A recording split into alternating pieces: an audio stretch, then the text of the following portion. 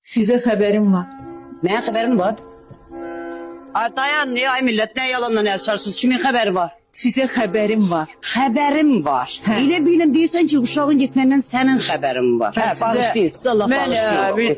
Xanımın qulağında, hər qulağında 2 sırğadır. Deyirsən birinci. Daha qaşları da tatu deyirlər, ondandır. Hey, bu qaş tatodur. Pudra xana deyil, tatu başqa pudra. Nədir? Pudra, o lap bahadır. Bahadır. Demir, 1 manatdır. 30 1 manatdır. Benim kızımın başmağım benim mənə prostoy sırğıya mı?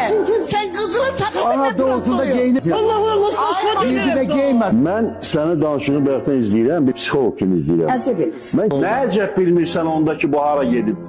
Allah. Gözəl. Bilmiyorum ne başa düşdü, bir dənə bunlar başa düşmə. Demirəm ki, 3 gün bundan qabaq, 3 günə qədər şübhələnmişdi.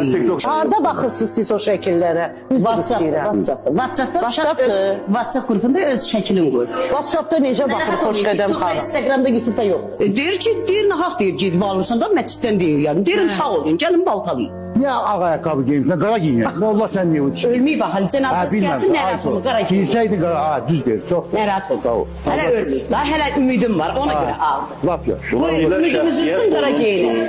Dodağın qırağında kontrolli. Onu mənim uşağım soyub, nəlbəkiyə qoyur, acı su istadır. Duru elin dodağına pomada kimi sürtür. Gələndə ayrı, deyərəm daha bir rehel eləmə, bala. Zamanat 5 manatlı pomada çəkir, sən qələmi istadı suya vırıq, vırma dodağa. Sənə demişdim vırma, bala, səni qırmayacaqlar. Bu bizə ələ çalır, valla.